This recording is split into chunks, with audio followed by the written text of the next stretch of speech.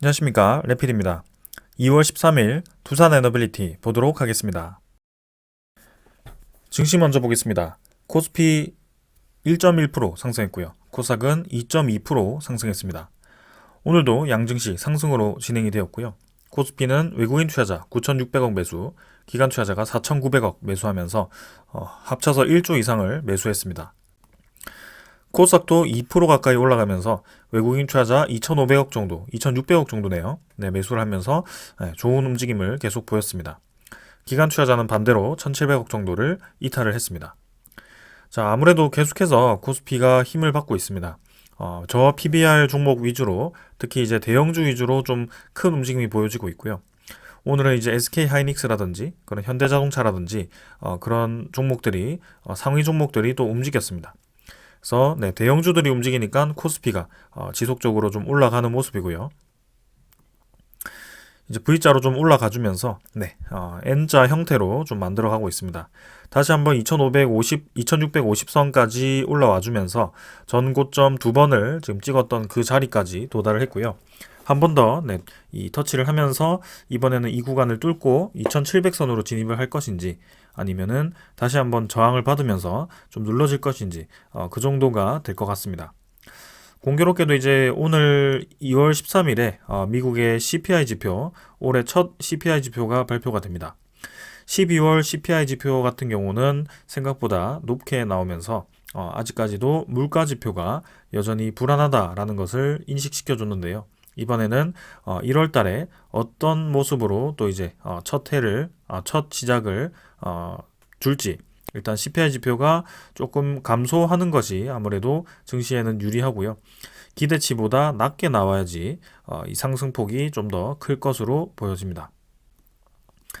그래서 혹여나 지금 CPI 지표가 예상치보다 높게 나온다면 증시는 다시 한번 조정세를 받을 가능성이 크고요. 거기에 대해서 금리 인상에 대한 우려는 없겠지만 금리 인하에 대한 기대감은 꺾일 것으로 좀 보여집니다. 그래서 하반기에나 이제 금리 인하가 나올 수 있는 그런 시나리오로 갈 수밖에 없는데요. 만약에 이제 CPI 지표가 예상보다 빠르게 좀 떨어지기 시작한다면 다시 한번 조기 금리 인하에 대한 기대감이 커질 수 있을 것 같습니다. 일단은 코스피 긍정적인 흐름 계속 이어가고 있고요. 외국인 투자자가 끊임없이 코스피를 매수를 해주고 있습니다. 대형주 위주로의 큰 매수세가 이어지면서 전체적인 코스피 전체 종목이 다 골고루 외국인 투자자가 좀 들어왔으면 좋겠지만 일단 최근에 들어오는 이 외국인 투자자에 대한 금액들은 좀 특정 종목 위주로 편중이 되어 있는 것은 사실입니다. 그래서 이 이후의 흐름을 계속해서 좀 살펴보도록 하겠습니다. 기관 투자자도 지금 3일 연속 금융 투자가 지금 많은 매수를 진행해 주었습니다. 오늘은 전체 매수세보다 훨씬 많은 부분을 금융 투자가 매수를 했고요. 그동안 금융 투자가 매수를 했다가 이탈하는 경우가 많았기 때문에 만약에 이제 금리가 좀 이제 인하될 수 없는 그죠? 인플레이션 지표가 다시 높아지는 방향으로 오늘 발표가 되면 금융 투자에 대한 매도 물량이 내일 또 쏟아질 수도 있습니다. 그래서 그런 단기로 움직이는 투자자이기 때문에 우리가 특별하게 계속 주시할 필요는 없을 것 같습니다. 자, 아무튼 전체적인 증시는 지금 좋은 분위기가 맞고요. 코스피와 코스닥 일단은 바닥을 딛고 좀 올라가고 있습니다. 자, 코스닥도 한번 이제 크게 반등을 해주면서 코스피 대비 이 상승폭이 줄었지만 확실히 좀 힘을 주고 있습니다. 그러나 코스닥에 대한 이 원래 좀 코스닥을 크게 움직이던 그런 테마가 아직까지 힘을 못 쓰고 있죠. 그래서 그 2차 전지 관련 테마가 움직이기 위해서는 경기가 좀 다시 활성화가 되면서 그런 친환경에 대한 투자가 좀 늘어나야 되는데요. 지금은 그런 상황이 아니기 때문에 좀 이제 특정 종목 위주로 이렇게 좀 반등을 하고 있긴 합니다. 하지만 이제 그렇게 테마 전체가 움직이지 못한다면 반등에 대한 폭은 한정적일 수밖에 없고요. 코스닥에 대한 움직임은 계속 한번 지켜봐야 될 것 같습니다. 외국인 투자자가 이제 2,600억 정도 매수하면서 지금 3일 정도 매수가 들어오긴 했는데 기관 투자자가 끊임없이 좀 매도를 하고 있습니다. 그래서 기관 투자자에 대한 매도가 언제까지 또 이어지는지도 한번 계속 체크를 해보겠습니다. 그 다음 환율이고요. 환율은 1원 정도 하락 중입니다. 1333원으로 진행이 되었고요. 31원이네요. 그래서 일단은 고점을 낮추면서 진행이 되긴 했는데 오늘 발표에 대해서 환율이 이제 어떻게 반응을 하느냐, 위로 가느냐 아래로 떨어지느냐 둘 중에 하나일 겁니다. CPI 지표가 예상치만큼만 나와도 환율은 떨어질 수밖에 없다라고 보고 있고요. 네, 이 환율이 떨어지는 방향으로 진행되어야 증시도 좋은 분위기가 형성이 되기 때문에 한번 천천히 살펴보겠습니다. 그 다음에 이제 지수 선물이고요. 선물 지표는 미국 증시 일단은 관망세로 조금 하락 중입니다. 그리고 유럽 증시도 마찬가지 같이 하락을 하고 있습니다. 0.6% 정도. 그래서 양증시는 일단 하락으로 출발을 하고 있는데요. CPI 지표가 나오는 거에 따라서 네, 또 급등락을 할 수도 있기 때문에 일단은 내일까지 계속 지켜보겠습니다. 원자재 가격은 국제유가 77달러 수준으로 전날과 거의 유사한 수준. 그 다음에 천연가스는 1.75달러로 상당히 이제 많이 내려가 있죠. 그래서 반등할 기미 없이 일단 내려가 있는데 어떻게 되는지 한번 계속 살펴보겠습니다. 그 다음에 채권 금리는 4.16%입니다. 그래서 생각보다는 크게 올라가지 못하고 있고 여기서 이제 반등을 하지 않고 옆으로 이제 횡보를 하고 있습니다. 이 상태에서 이제 급등을 한다면 또 증시에 부담스러울 수 있습니다. 만약에 급등을 한다라고 했을 때는 CPI 지표, 1월달 CPI 지표가 예상치보다 높게 나왔을 때, 그죠? 훨씬 높게 나왔을 때 급등을 할 가능성이 높고요. 12월에 이어서 1월달까지도 소비자 물가 지표가 높게 나왔다는 것은 아무래도 아직까지도 인플레이션이 활기를 하고 있다. 그래서 미국의 경기가 아직까지 호조를 띠고 있기 때문에 FOMC에 대한 목표와는 아직 동떨어져 있다. 그래서 경기가 침체될 때까지 고금리를 유지를 할 수 있다. 이렇게 갈 수도 있습니다. 근데 만약에 이제 CPI 지표가 1월 달에 낮게 나온다. 예상보다 낮게 나온다면 국채 금리는 떨어질 거고요. 12월 달에 바짝 이제 반등을 했다가 다시 한번 시장이 안정화되는 방향으로 가고 있구나. 이렇게 이해를 할 거거든요. 그래서 FOMC에 대한 움직임도 조금 더 비둘기파, 그죠? 완화하는 방향으로 진행될 수도 있습니다. 그래서 그런 기대감과 함께 우리나라 대형주들이 좀 움직인다면 계속해서 증시에 대한 분위기가 개선될 것으로 예상됩니다. 그래서 올해는 하반기까지 쭉 이어간다면 웬만한 이제 대형주들 가지고 계신 분들은 수익으로 전환되지 않을까 싶고요. 금리가 인하되기 시작하는 시기가 아무리 늦어도 이제 하반기는 될 거라고 저는 생각을 합니다. 그래서 제 생각으로, 제 예상으로 그러는 게 아니고 그런 데이터 기반으로 말씀드리는 거기 때문에 일단 글로벌 증권사들이 그렇게 예상을 했습니다. 그래서 급하게 내리는 것도 아니고요. 내년에도 계속 내릴 거고 내후년에도 꾸준히 내릴 겁니다. 그래서 물가가 빠르게 올라가지 않는 선에서 천천히 금리를 떨어뜨릴 거고요. 미국의 금리를 기준으로 설명드리면 5.5%에서 떨어뜨려봤자 이제는 3% 수준밖에 되지 않을 수도 있습니다. 이제는 인플레이션을 이렇게 크게 당했기 때문에 0.25%씩 베이비 스텝씩 금리를 인하시키면서 좀 경과를 보고 또 이제 추가로 내리고 경과를 보고 추가로 내리고 이렇게 물가가 급하게 올라가지 않는 선에서 서서히 금리를 떨어뜨리기 시작할 겁니다. 근데 아무리 떨어뜨려도 이제 다시 0%대로 가는 것은 좀 무리가 있을 것 같고요. 일단 3% 정도까지 일단 하는 것으로 목표를 잡고 있었습니다. 그래서 그 3%대까지 가는데 걸리는 시간이 1년에서 2년까지 걸린다라고 예상이 되어 있고요. 그 이상으로 내려가기 위해서는 추가로 더 기간이 필요해 보입니다. 그래서 우리가 이 오래전에 보던 2021년이었나요? 2020년이었나요? 그때 보던 코스피의 대상승, 그죠? 정말 이제 수직으로 올라가는 이 그림은 조금 쉽지 않아 보입니다. 그래서 완연하게 이제 반등을 하면서 계단식으로 올라가면서 좀 움직이는 그런 모양새가 이어질 것 같고요. 특정 종목 위주로 특히 이제 반도체 사이클이 다시 돌면서 그런 테마 위주로 다시 한번 움직일 가능성이 있기 때문에 그런 종목들도 주목해 보면 좋을 것 같습니다. 자, 오늘 증시는 이 정도로 보고 넘어가도록 하고요. 오늘 저녁에 나오는 그 CPI 지표 주목하면서 기다려 보도록 하겠습니다. 종목으로 가겠습니다. 두산에너빌리티 보겠습니다. 오늘 보합 마무리되었고요. 상승 출발했지만 크게 올라가지 못하고 하락 상승을 반복하면서 큰 움직임 없이 마무리되었습니다. 코스피는 이제 반등을 좀 크게 했는데 외국인 투자자, 기관 투자자 매수세가 좀 강하게 들어왔는데요. 두산에너빌리티는 큰 움직임 없이 진행이 되었습니다. 두산 에너빌리티를 제외하고 지금 현대자동차라든지 그런 SK 하이닉스 이런 반도체 관련 종목들이 최근에 좀 주목을 받고 있고요. 특히 이제 저 PBR 관련 종목 위주로 좀 힘을 받으면서 두산 에너빌리티는 조금 매수세가 강하게 들어오지는 않고 있었습니다. 그래도 뭐 설 연휴 전까지 외국인 투자자가 바짝 매수를 하긴 했지만 오늘 같은 경우는 조금 시장 이 상승 대비해서는 소외되는 모습이 있었습니다. 시간의 거래도 별로 없었고요. 일단 마무리도 거의 동일하게 되었기 때문에 넘어가겠습니다. 가격대도 동일했고 거래량도 크게 없었습니다. 그래서 오늘은 시장 전체에서 그냥 관심이 없었다라고 보시면 될 것 같고요. 상승 하락을 계속 반복하면서 결국에는 다시 제자리 수준으로 왔습니다. 그래서 15,600원으로 계속 횡보를 하고 있는 상황이고 이 여기에 대한 움직임이 나올 때까지 좀 기다리고 있지만 그 움직임이 계속 딜레이가 되고 있습니다. 우리가 기다리고 있는 그런 소식들이 계속 이제 좀 불확실성을 더하면서 좀 뒤로 밀리면서 좀 더 시간을 요하는 것으로 보여지고요. 11차 전력 수급 기본 계획도 지금 이제 2월 말까지가 아니라 3월 이후로 밀리면서 어쩌면 이제 총선 이후에 발표가 될 수도 있다라는 얘기도 나오고 있습니다. 그리고 이제 체코 원전 같은 경우도 원래 이제 3월 발표에서 이제 5월 입찰해서 이제 6월까지 발표로 밀렸고요. 전부 다 이제 두세 달 정도씩 일정이 밀렸다라고 보시면 되겠습니다. 일정이 밀렸다라고 해서 우리가 기다리는 소식이 완전히 없어졌다라고 보기는 어렵고요. 우리가 이 명분을 기다리고 있는 그때가 좀 더 뒤로 밀리면서 이 지루한 흐름이 좀 더 이어질 수 있겠다. 이렇게 생각은 할 수 있을 것 같습니다. 자, 그러면 과연 지금까지 이 많은 매수를 진행했던 이 투자자는 어떤 식으로 앞으로 대응을 할 것인가 그런 것들이 좀 궁금하고요.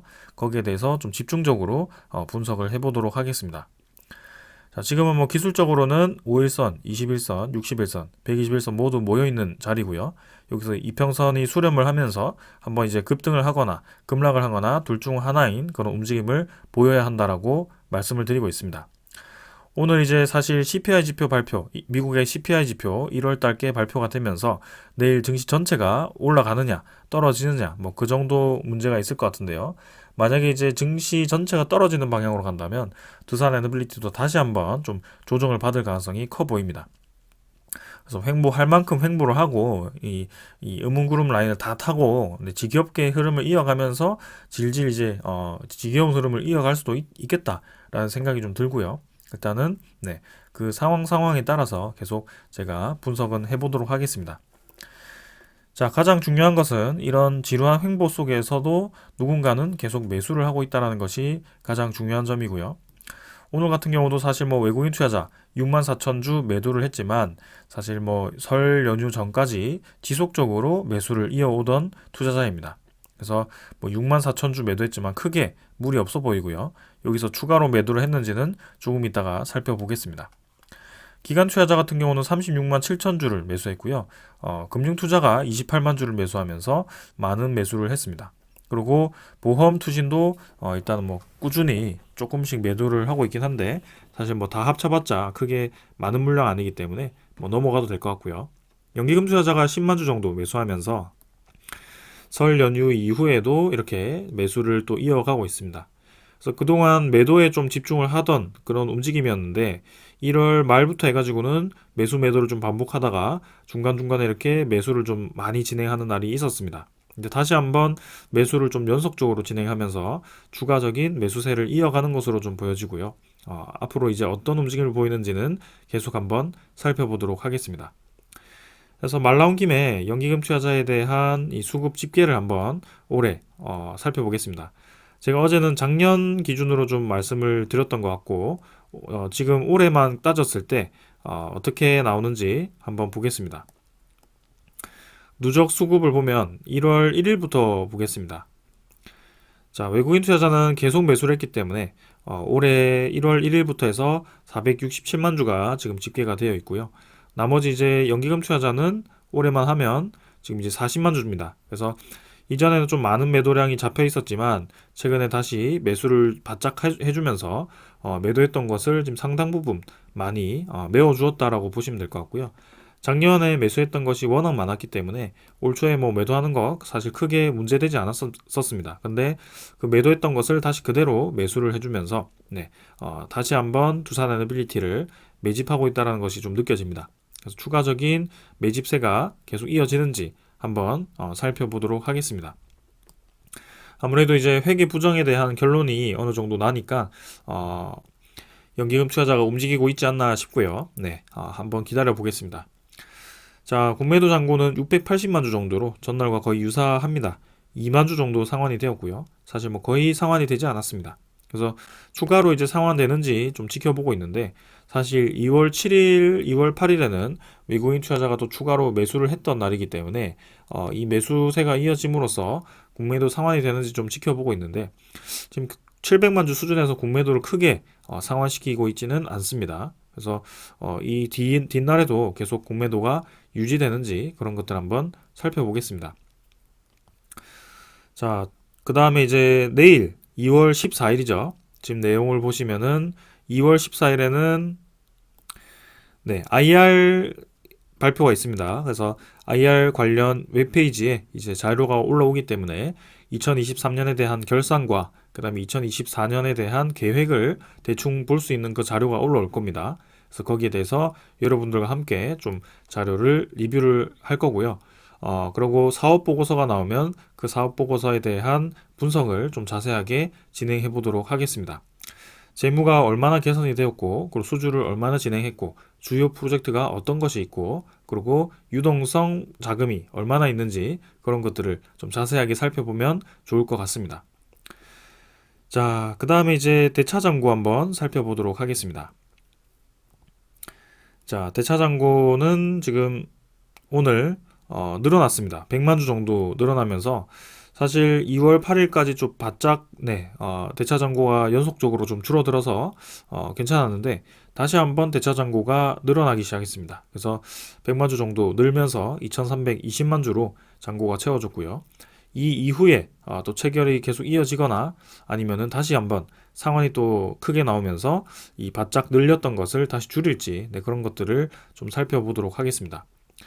이 2월 13일 오늘 같은 경우는 MSCI 리밸런싱을 위한 그 비율이 조정되는 날이었습니다. 그래서 비율 확정에 따라서, 그리고 편입 종목, 편출 종목에 따라서 2월 29일까지 이 외국인 투자자에 대한 움직임이 있을 거라고 말씀을 드렸고요.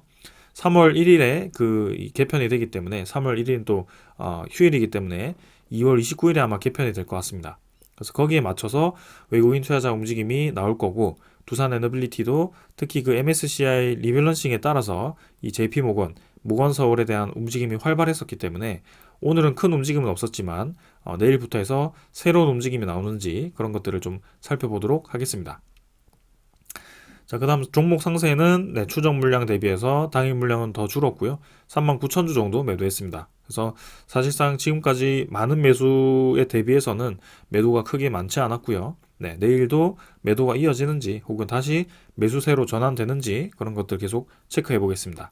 매수세로 전환된다면 그 매수 주체가 누구이고 공매도를 상환하면서 매수를 하는지, 혹은 외국인 보유를 16% 이상 더 올리는지 그런 것들을 계속 주시를 해보겠습니다. 자, 오늘은 이 정도로 좀 이 기술적인 부분들은 살펴보았고요. 종목에 대한 소식들 하나둘씩 전해드리도록 하겠습니다. 자, 먼저 전해드릴 소식은요. 원자력 발전에 대한 확대가 세계적인 추세가 된다라는 소식이 좀 나왔습니다. 그래서 일단 IAEA죠. 이 세계 원자력 기구에서도 2050년까지 원자력 발전량이 3배 이상 증가할 것이다 라는 전망을 했습니다. 그래서 자세한 내용을 살펴보면 러시아 우크라이나 전쟁 이후에 글로벌 에너지 위기가 고조가 되면서 곳곳에서 에너지 자립도를 키우기 위한 대안으로 원전 확대를 검토하는 것으로 나타났다. 과거 탈원전을 선언했던 일본에서도 재검토 움직임이 감지되는 한편 신흥국에서는 본격 확대에 돌입되었다. 요게 이제 가장 중요한 이유가 있는데요. 자, 내용을 살펴보시면 원자력 발전이 주목을 받기 시작한 계기가 하나가 있습니다. 러시아 우크라이나 전쟁입니다.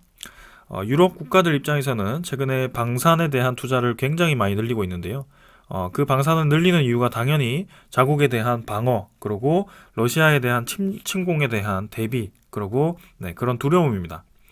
그래서 최근에 지금 미국 대선을 앞두고 있죠. 11월에 이제 미국 대선이 있는데요. 미국 대선에서 지금 바이든보다 트럼프가 우세하다라는 분석이 계속 나오고 있습니다. 근데 얼마 전에 트럼프가 지금 정치적인 얘기가 좀 있긴 하지만 나토에 대한 방위 분담금을 제대로 내지 않으면 방위에 대한 책임이 없다. 그러니까 러시아에 대한 좀 이제 그 침공을 옹호하는 듯한 발언을 하면서 유럽과 그 나토 국가들이 상당히 좀 이 두려움에 떠는, 그죠? 역시 예상했던 대로다라는, 미국 우선주의다라는 그런 이 또 결론이 나왔었죠. 근데 그 움직임을 생각을 해보면 분명히 유럽에서도, 그리고 우리나라도 그렇고 전 세계적으로 그 미국, 특히 가장 전 세계에서 이 경제가 크고, 그죠? 군사력도 크고 그런 국가가 대통령이 이제 그런 극단적인 선택을 하는 대통령으로 바뀌었을 때 어떻게 되겠죠? 당연히 이제 미래에 대한 대비를 할 겁니다. 그 이 액션에 대한, 최악의 상황에 대한 대비를 할 텐데요. 일단 가장 중요한 것은, 그 트럼프라는 사람은 친환경보다도 경제성을 더 중요시합니다. 그래서 경제성이 좀 더 힘을 받을 수가 있고요. 특히 에너지 관점에서 제가 말씀을 드린 겁니다. 그래서 최근에 유럽에서는 EU 텍소노미라든지 뭐 그런 신재생 에너지라든지 재생에너지에 대한 그런 관점보다도 이 경제성에 대한 관점을 지금 가지고 에너지 자립에 관심을 가지고 있고요. 미국의 대통령이 만약에 이제 트럼프로 바뀌었을 때는 이 과정이 좀 더 가속화될 수 있다. 왜냐하면 전체적인 분위기가 자국 우선주의로 보았을 때 친환경보다도 자국에 대한 이득으로 가는 에너지원을 쓰는 게 훨씬 유리하겠죠. 그래서 친환경이 중요하긴 하지만 지금 전 세계적인 추세가 어떻게 될지는 사실 알 수는 없습니다. 그러나 이런 움직임 때문이라도 지금 경제성이 중요해지고 있고요. 특히 그런 미국의 대선을 떠나서도 러시아에 대한 침공으로, 그다음에 러시아에 대한 에너지 제재로 그 에너지 가격이 급등을 하는 그런 경험을 한번 했습니다. 그래서 유럽의 각 국가들이 거기에 대한 대비를 하고 있고요. 에너지 비중을 하나, 이 원료에 대해서, 그죠? 원자재에 대해서, 천연가스나 원료에 대해서 극단적으로 비중을 늘렸을 때 어떤 상황이 되는지를 경험을 했습니다. 왜? 우리나라 제차에서 에너지에 대한 그런 이제 원자재 생산이 불가능한 국가들은 특히 그런 이 가격 변동에 대해서 취약할 수밖에 없었고요.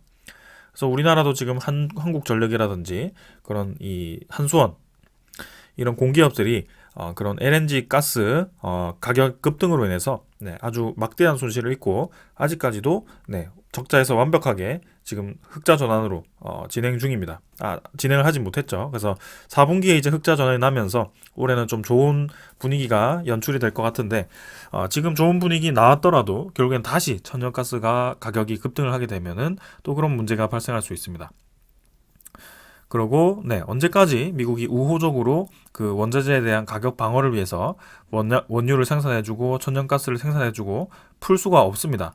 특히 미국 바이든보다 트럼프 쪽으로 갔을 때는 자국에 대한 이득이 더 크기 때문에 세계적인 그런 물가 안정에 미국이 희생할 수가 없는 상황이 될 수 있거든요. 그런 상황 속에서는 당연히 경제성이 있는 에너지원이 관심을 받을 수밖에 없고요. 트럼프조차도 미국의 원전이라든지 석탄에 더 관심을 두고 있기 때문에 그런 것들을 좀 생각해 볼 필요가 있습니다. 단순히 우리나라가 세계적인 이 지구를 지키기 위해서 이 환경을 생각해서 R200이라는 것을 앞장서서 우리가 무리하게 진행할 필요는 없다는 겁니다. 왜냐하면 지금 전체적인 추세가 R200을 추진하다가도 눈치를 보면서 속도 조절에 들어가기 시작했고, 앞으로 올해 그 결과에 따라서 좀 그 추세가 많이 바뀔 수도 있다라는 것입니다. 그런 이유 때문인지 지금 우리나라도 11차 전력 수급 기본 계획을 계속 변경을 하면서 확정을 짓지 못하고 있는 것 같습니다. 그래서 그런 발표에 대한 이슈를 좀 떨어뜨리기 위해서 정말 이제 좀 더 끈다 싶으면 3월 이후, 4월 총선 이후, 4월 중순에 발표할 수도 있을 것 같거든요. 그래서 일단은 우리가 좀 참을성 있게 기다려야 될 것 같고, 전 세계적인 추세는 지금은 친환경보다도 조금 경제성으로 이동을 하는 것 같다라는 것만 이해를 하시면 되겠습니다. 자, 그래서 프랑스는 굉장히 극단적으로 지금 원자력 에너지를 가지고 있고요. 62.6%까지 가지고 있습니다. 그리고 벨기에, 체코, 핀란드.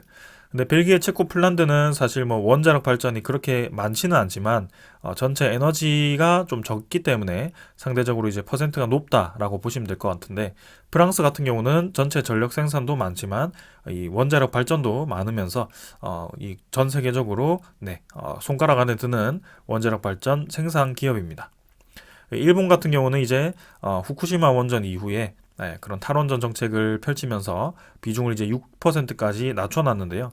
근데 일본도 원래는 원자력 기술이 굉장히 좋은 국가였습니다. 그래서 이 도쿄 일렉트론, 도쿄 그 도시바죠. 도시바가 이제 그 웨스팅하우스를 인수하면서 좀 파산까지 가면서 이제 상장 폐지까지 했는데, 일단은 일본도 다시 한번 지금 원자력 발전을 준비를 하고 있습니다. 그런 이제 후쿠시마 이 원전 사고까지 난 국가가 다시 한번 원자력 발전을 짓는다. 사실 우리나라에서 이 원자력 사고가 나면 원자력 발전을 지을까라는 그런 의문도 드는데요. 그만큼 지금 이 원자력 발전이 필요하다라는 것을 알 수가 있습니다. 왜 굳이 일본이 원자력 생산 그런 능력도 지금 많이 떨어져 있고 후퇴한 상황에서 굳이 원자력 발전에 대한 그런 건설을 또 추진하려고 하는지, 그런 것들을 다시 한번 우리가 생각해 볼 필요가 있다. 자, 그래서 일단은 전 세계적으로 지금 이제 2050년까지 이제 원자력 발전에 대한 이 비중이 꽤나 이제 많이 증가를 하게 됩니다. 그래서 전체 비중이 지금 이제 4.5% 정도 수준에서 5%까지 올라갈 수 있다라고 이제 예측을 하고 있는 거고요. 지금 내용을 보시면은 1970년대부터 2022년까지 원자력 발전량, 그리고 비롯해서 전 세계적인 국가의 그런 원자력 발전량을 이렇게 집계를 한 것입니다.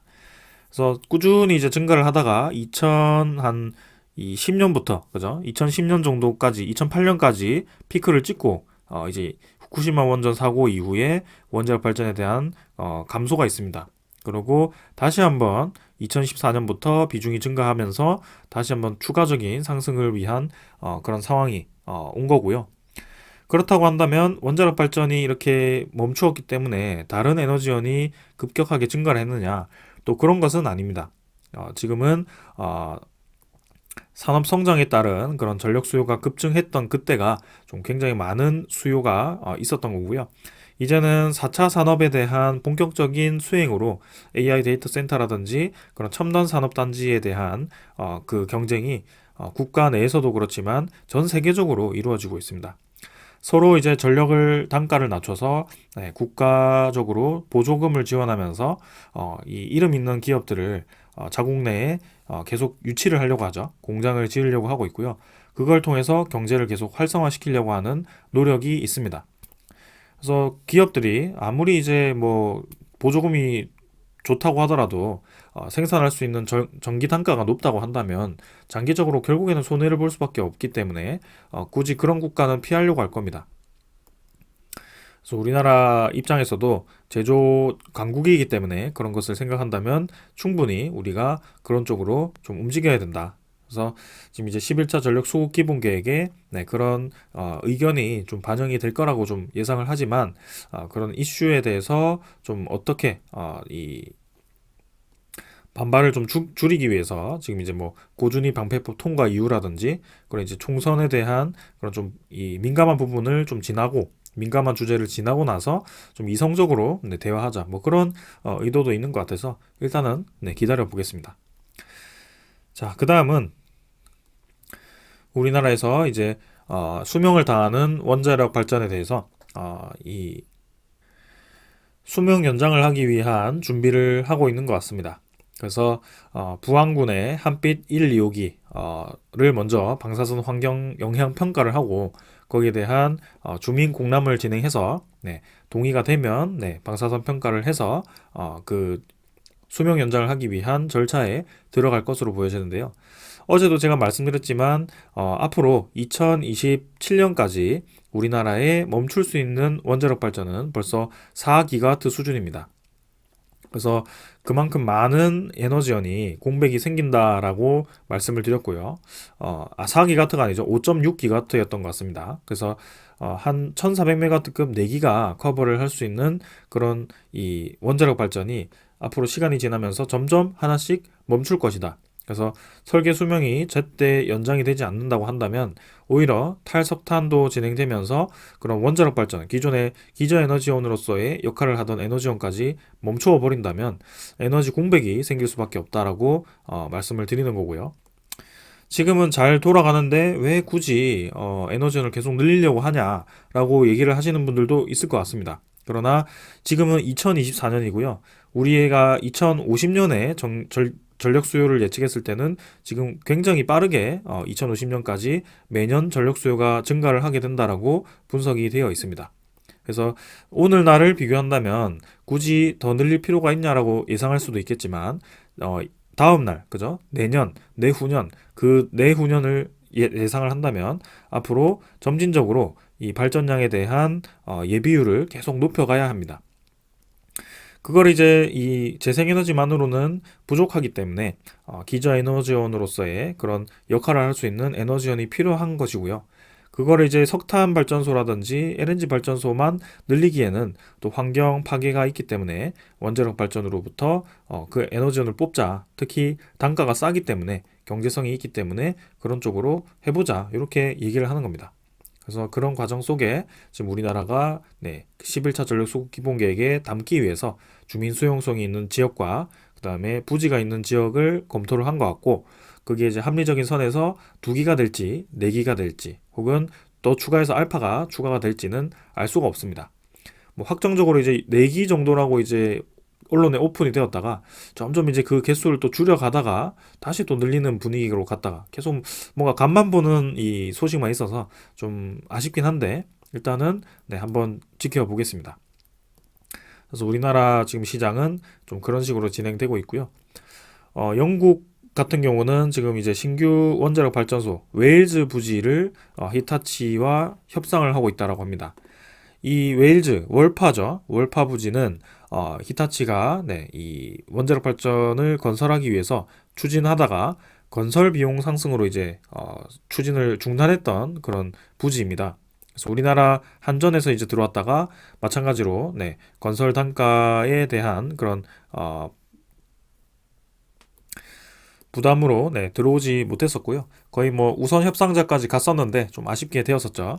그래서 최근에 다시 한번 영국 원전에 우리나라가 도전을 하고 있는데 그 부지가 지금 아직 히타치 쪽에 있기 때문에 일본 쪽에 있기 때문에 영국에서 그 부지를 확보하려고 이제 협상을 하고 있다라고 합니다. 그래서 영국 정부에서 부지를 확보를 하고 우리나라와 이 관련된 프로젝트를 또 검토할 것으로 예상이 되고요. 그러면 지금 폴란드 원전도 그렇고 체코 원전도 그렇고 여기서 30조, 폴란드에서 뭐 2기 한다면 또 10조에서 12조. 그 벌써 이제 이 40 몇 조인데 이 영국 원전, 월파 원전까지 하면 또 10조 정도, 12조 뭐 이렇게 들어가는데 우리나라가 이제 그걸 다 감당할 수 있느냐. 그리고 한수원 한전이 적자인데 그걸 어떻게 감당하느냐 이렇게 얘기를 할 수가 있습니다. 자, 그렇기 때문에 지금 이제 우리나라 수은법이라든지 그다음에 한국수출입은행이라든지 그런 은행들이 이제 지원에 나섰고요. 그다음에 제3자, 제3국 공동협력 수출을 위해서 이전에 씨를 뿌려놨습니다. 그게 UAE 원전이고요. 돈 많은 중동 국가가 우리나라와 이제 힘을 합쳐서 다시 들어오는 그죠?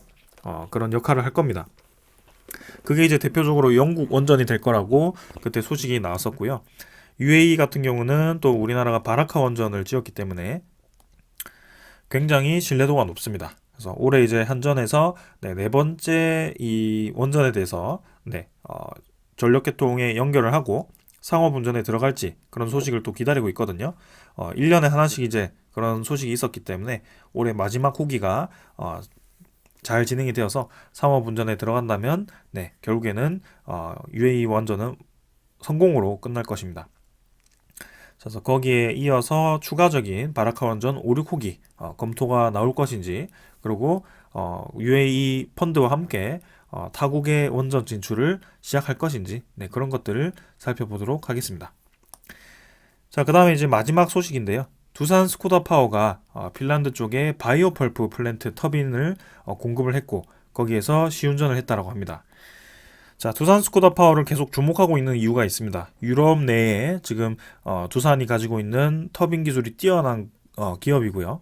그리고 이 터빈이 체코 내에서 이 터빈을 생산하고 있다는 게 가장 중요하고요. 이 생산된 파트로 지금 이제 핀란드라든지 그런 유럽 쪽에 재생에너지를 활용하는데 이용되고 있습니다. 그래서 바이오 펄프 플랜트 쪽으로 해서 지금 이제 재생에너지를 생산하는 터빈으로 이용이 된 거고 그 규모가 250메가와트로 270메가와트네요. 증기 터빈을 시운전을 하면서 성공적인 수행을 했습니다. 그래서 앞으로도 이런 움직임이 있다면 체코 수주에 좋은 긍정적인 소식이 들려올 것 같고 한번 기다려 보도록 하겠습니다. 자, 오늘 여기까지 하고 마무리하겠습니다. 감사합니다.